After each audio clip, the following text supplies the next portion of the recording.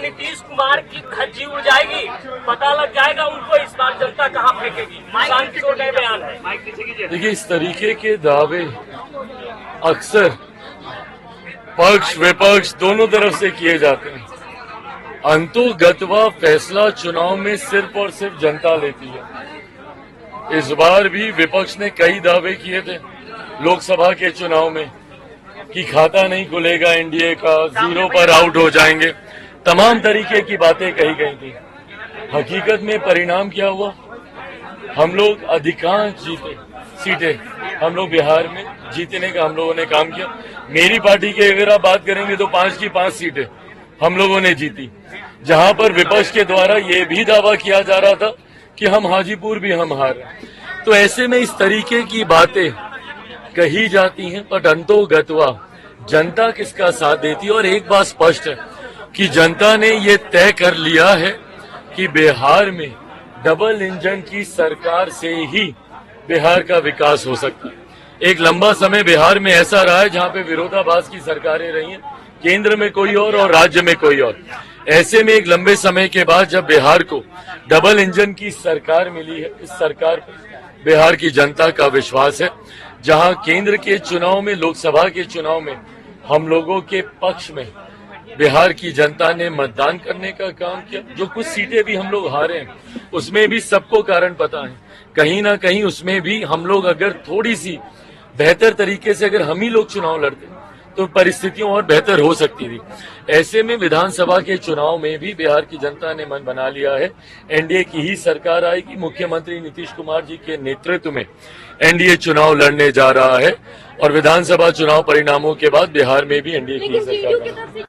विशेष राज्य के दर्जे की मांग उठी है, क्या और आरक्षण की सीमा कोई बढ़ाई जानी चाहिए? प्रेशर पॉलिटिक्स नहीं है भाई, ये मांग तो हम लोग की रही है।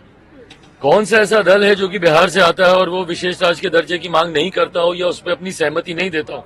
हम खुद इसके पक्षधर हैं। पर अगर हम ये बोलें कि भैया बिहार को विशेष राज्य का दर्जा देना चाहिए तो हम प्रेशर पॉलिटिक्स कर रहे हैं? नहीं, कतई नहीं। हम लोग जिस सरकार के गठबंधन में है, एनडीए का हम लोग हिस्सा हैं। एनडीए का सबसे बड़ा घटक दल भारतीय जनता पार्टी है, जिनके नेता हमारे देश के प्रधानमंत्री हैं, जिसपे हम सबको विश्वास है। ये मांग अगर हम उनसे नहीं करेंगे तो किनसे करेंगे? हम लोग राजनीतिक दल होने के नाते ये भी मानते हैं कि ये नीति आयोग के अधीन ये विषय आता है। नीति आयोग के प्रावधानों के अनुसार इससे पहले जब प्लानिंग कमीशन होता था उसमें फिर भी कई ऐसे रिलैक्सेशंस थे जिसमें कई राज्यों को विशेष राज्य का दर्जा मिलता था। नए प्रावधानों के अनुसार जरूर इसमें कुछ टेक्निकल इश्यूज इसमें है, पर उसका भी मिलकर हम लोग समाधान ढूंढेंगे। जो जनता दल यूनाइटेड ने कहा है, ये मांग हम लोग की भी है कि बिहार को जल्द से जल्द विशेष राज्य का दर्जा मिलना चाहिए। अश्विनी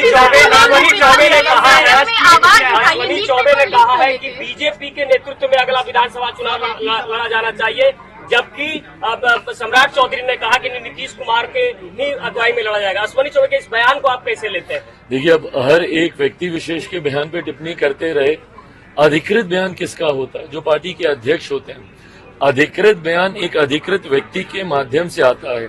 पार्टी के कई नेता होते हैं जो अपने अपने पार्टी के प्रति आस्था रखकर इस तरीके के बयान देते हैं और उसका भी मैं सम्मान करता हूं, क्योंकि वो उनकी अपनी व्यक्तिगत भावना है। पर अंतोगत्वा जब आप एक गठबंधन का हिस्सा होते हैं, गठबंधन में दल के जिस नेता को या जिस अध्यक्ष को अधिकृत ये अधिकार दिया जाता है, उनका क्या फैसला है या उनका क्या बयान है वो ज्यादा मायने रखता है।